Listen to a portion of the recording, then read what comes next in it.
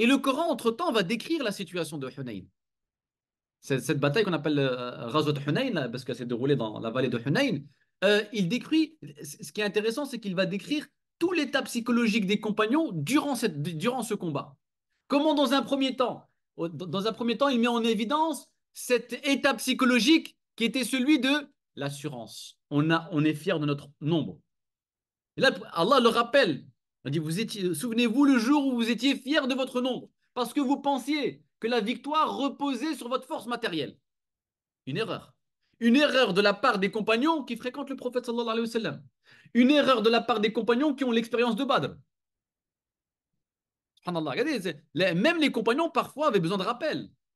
Ils ont vécu Badr, ils ont vu ils ont cette belle expérience qui leur a montré que ce n'est pas le nombre qui fait la force d'une armée. Ils ont oublié, Allah leur rappelle. Ce sont les disciples du prophète sallallahu alayhi wa sallam qui parfois oubliaient certaines leçons. Et ils pouvaient être regagnés, rattrapés par des sentiments qui, euh, qui empêchent, hein, ou qui sont en contradiction avec les élans de la foi. Vous pensiez que la victoire reposait sur une cause matérielle, c'est-à-dire votre nombre. Et cette terre qui est si vaste vous a paru soudainement étroite. Qu'est-ce qui a, qu'est-ce qui a provoqué cette étroitesse soudaine? Vous vous êtes senti très vite à l'étroit suite à la débandade, à la déroute. Vous vous êtes senti à l'étroit. Et Allah, il fait un lien ici entre cet état psychologique et l'étroitesse intérieure, subhanallah. Qu'est-ce que ça veut dire? Ça veut dire que celui qui n'est pas, qui ne vit pas sous les aspirations de la foi, sous les élans spirituels, et qui est dominé par les inclinations de l'âme, l'assurance, l'orgueil, la prétention, la suffisance, eh bien, il est condamné à mener une vie dans l'étroitesse intérieure. Il sera jamais épanoui intérieurement. En fait, ce qui crée l'étroitesse, ce sentiment d'étroitesse, malgré que ce qui est important, ce que dit, ce que dit le verset, c'est que la terre est vaste, mais pourtant, à tes yeux, à toi, elle paraît étroite. Comment se fait-il? Pourquoi parfois dans notre vie, on a l'impression que la vie devient très étroite, alors que la terre est vaste? Eh bien, ce sont ces sentiments psychologiques qui réduisent les horizons spirituels de notre existence et qui nous donnent l'impression d'évoluer dans une impasse.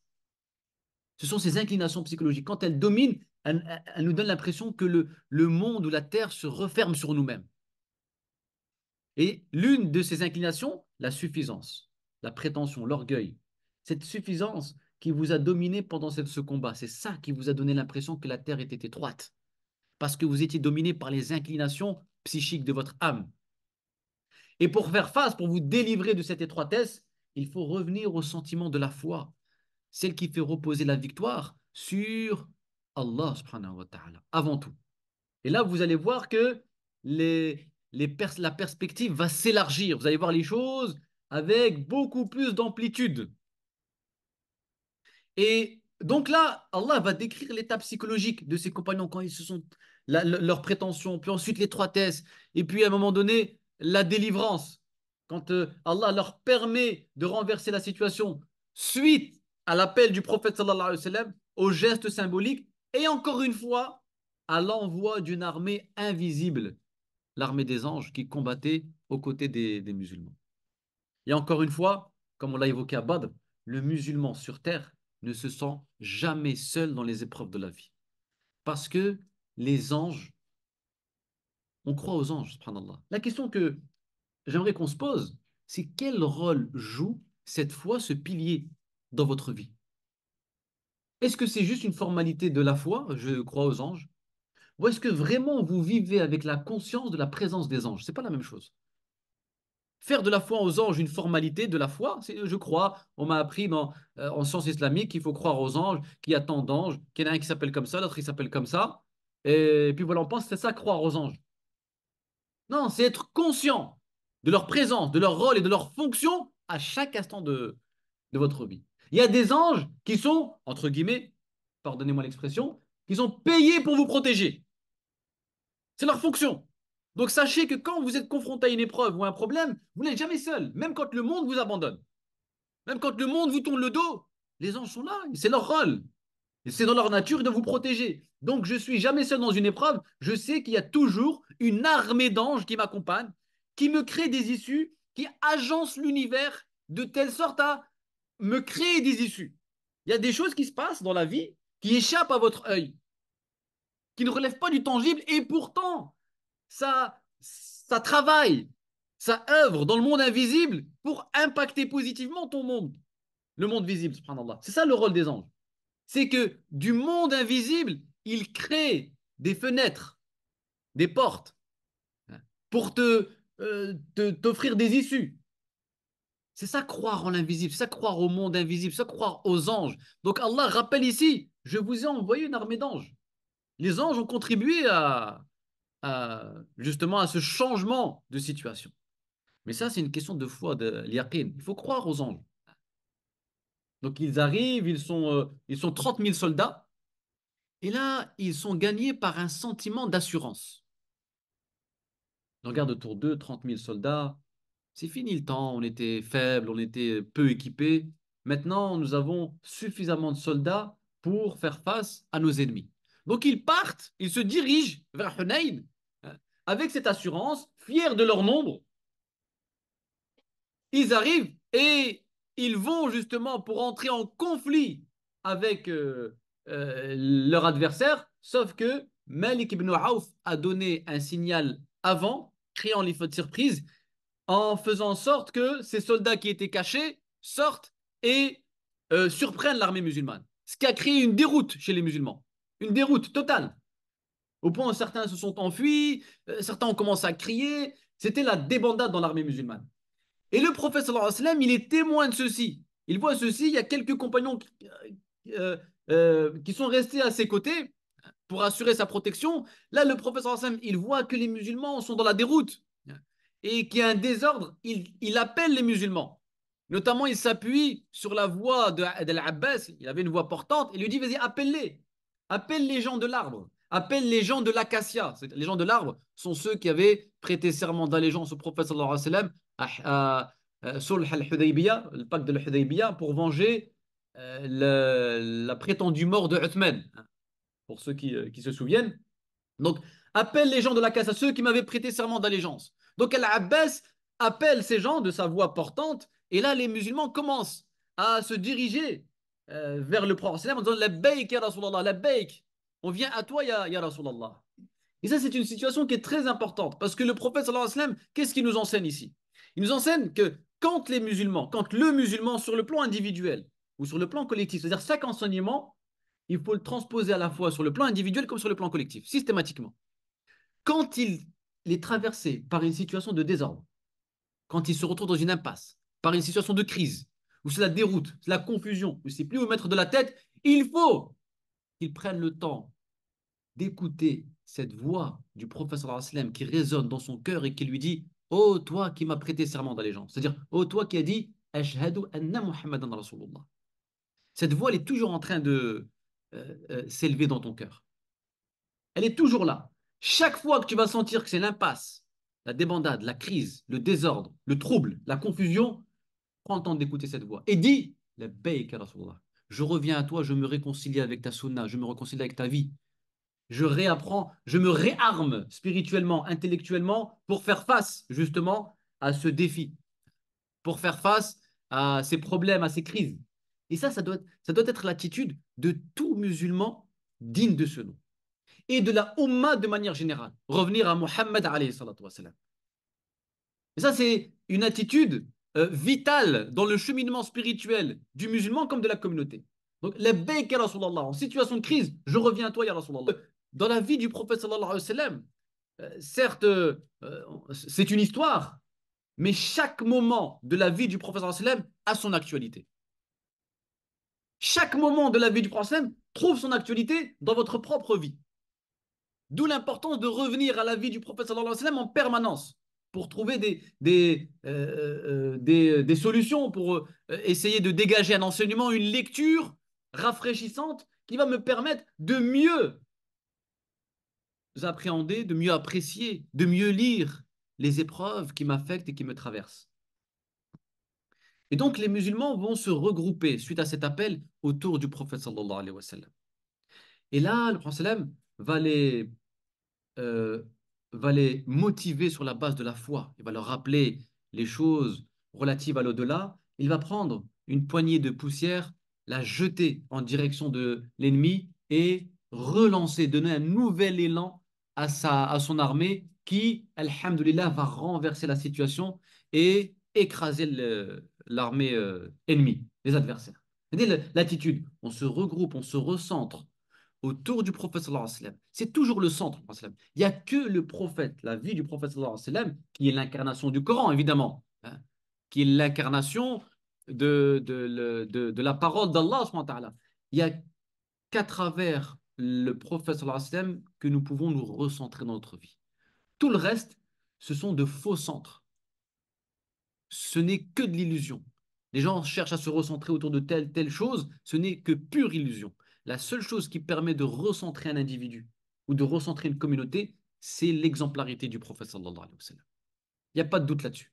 Et on le verra à la fin quand on abordera la fin de la vie du prophète sallallahu alayhi wa sallam. Donc là, Et qu'est-ce qu'il fait? Il les regroupe et il jette symboliquement une poignée de sable dans les yeux de l'adversaire. C'est-à-dire quoi? C'est ce geste qui définit la vision. En fait, il les recentre autour d'une vision. Une, et donc, il y a une dimension qui est très spirituelle. Dire attention, ne sous-estimez pas la moindre petite action dans la transformation d'une communauté. Ce petit geste, cette poignée de sable va changer le cours de l'histoire. C'est un peu, mais c'est une façon de dire que tout est dans l'attitude, dans l'intention, dans l'orientation. En fait, il réoriente. Si vous êtes bien orienté, quel que soit le geste que vous effectuez, tant que ce geste est bien orienté dans la bonne direction, la qibla, avec une bonne vision, ce geste, aussi minime soit-il, il a une ampleur spirituelle considérable et il peut renverser le cours de l'histoire. Et c'est ce que nous enseigne ici cette attitude du prophète sallallahu alayhi wa sallam. Mais il va mettre l'accent sur une chose très importante. À la fin de son discours, il dit j'ai laissé parmi vous deux choses. J'ai laissé parmi vous deux choses.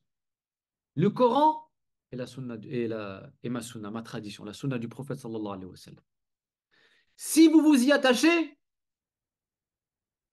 vous serez sauvés et délivrés. Mais si vous délaissez ces deux choses, vous courez à votre perte. Et il dit ça avec insistance. Et ce n'est pas la dernière chose qu'il va dire, attention, hein.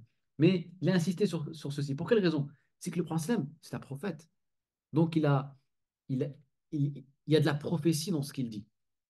C'est qu'il sent des choses, il y a de l'intuition. Attachez-vous. C'est comme s'il sentait qu'à un moment donné, le Coran et la Sunna allaient perdre de leur valeur et de leur importance dans la communauté musulmane. Que ces références fondamentales risquaient d'être discréditées et dévalorisées par les musulmans eux-mêmes. Accrochez-vous. Pourquoi? Parce que les idéologies vont être tellement présentes, menaçantes, et séduisant surtout qu'elles vont parvenir à infuser dans la communauté musulmane le virus du scepticisme. Tu vas finir par douter de ce que dit Dieu, la sunna du prophète. Le prophète a dit ça, t'es sûr, il y a plusieurs siècles, mais il y a certainement eu, c'est pas possible scientifiquement. Et le Coran, c'est peut-être pas la parole de Dieu, c'est peut-être la parole du prophète, ou une plate copie de la Bible, comme on tentait de le démontrer faussement ces 40 chercheurs qui ont publié le Coran des historiens, qui a été pendant longtemps un best-seller. Je ne sais pas si vous avez consulté ce livre, ou toute la conclusion de manière très simple. Enfin, c'est tout du jargonnage, alors c'est pourquoi en fait, hein. Il y a toute une stratégie d'intimidation scientifique. Quand vous lisez ce type d'ouvrage, en fait, il mise sur un faux prestige scientifique. Donc c'est fait de beaucoup de notes de bas de page, de références, et ça donne l'apparence d'être très scientifique, très rigoureux. Mais ce n'est que du vent, ce n'est que de l'artifice scientifique. Tout cela pour dire à la fin, mais le Coran finalement n'est qu'une plate copie de la Bible. C'est un produit de l'histoire, ce n'est pas une révélation divine. Et toute cette conclusion, habillée faussement de références, d'argumentations fallacieuses, etc. Mais quelqu'un qui n'est pas armé, outillé, peut très facilement se laisser séduire et intimider, dire waouh, c'est costaud, c'est fouillé. Mais tout ça, c'est que encore une fois, c'est de l'artifice. Et donc, des menaces comme ceci, c'est à ce type de menace-là que le prophète a dit accrochez-vous bien. Le temps va être tellement trouble la confusion va régner et vous risquez de perdre en lucidité intellectuelle. Et vous allez vous-même finir par jeter le discrédit sur votre propre univers de référence. Parce que si ces idéologies parviennent à vous faire douter de votre univers de référence, vous allez devenir une communauté colonisable. L'histoire de la colonisation, c'est ça, dans cette phrase-là. On arrive à vous à mettre le doute sur le Coran et la Sunna, comme ça, juste, c'est fini, vous devenez fragile, vous êtes coupé de votre repère à terrain propice à la colonisation. Ils n'ont plus de repère. Je l'ai résumé comme ça, de manière triviale, parce qu'on n'a pas trop le temps de... Mais c'est un peu ça. C'est qu'il fallait couper. C'est tout le travail des orientalistes. L'orientalisme, son travail, c'était... L'orientalisme était à la solde du colonialisme. Travail de pair. Eux, les uns travaillaient sur le plan militaire, les autres sur le plan scientifique. C'est pourquoi le problème, il faut revenir à cette phrase, elle a un écho en fait lointain. Accrochez-vous au Coran, la Sunna, parce que si vous perdez ça, vous allez devenir fragile, vulnérable, colonisable, tout. Mais tant que vous êtes accroché à ça, vous allez rester imperméable à toute menace, toute colonisation, toute forme d'impérialisme, etc. Ça, accrochez-vous au Coran, la Sunna. Vraiment jalousement. Que rien ne puisse venir nous perturber quant à notre univers de référence.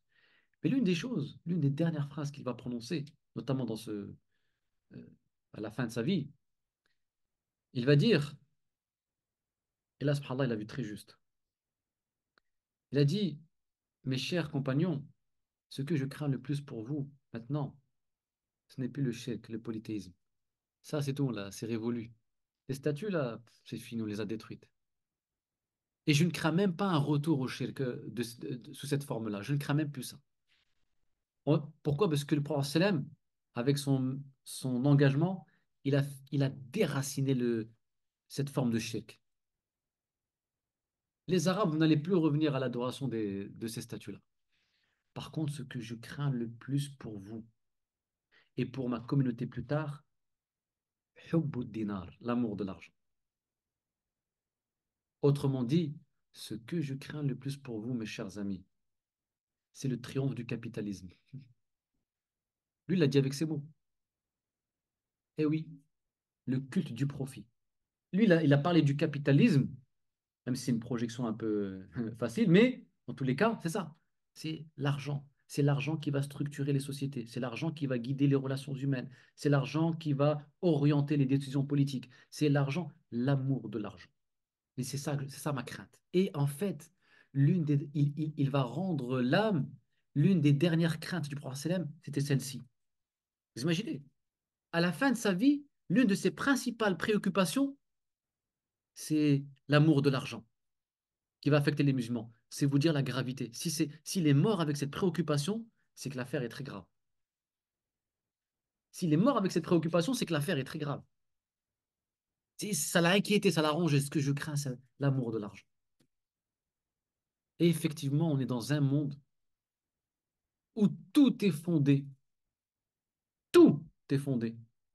sur le business. Alors, il y a business et business, attention, hein. Il faut toujours nuancer. Évidemment, dans des cours euh, relativement courts, on n'a pas toujours le temps de toujours nuancer, donc on fait confiance, on va dire, à l'intelligence du public pour nuancer à chaque fois les propos. Mais il y a business et business. Ici, on parle d'un business qui devient le cœur, le moteur, la structure d'une société. Ou c'est ce qui va fonder la valeur des choses et les normes. C'est ça que. Parce que quand le business, c'est lui qui fonde les normes, les valeurs et les principes d'une société.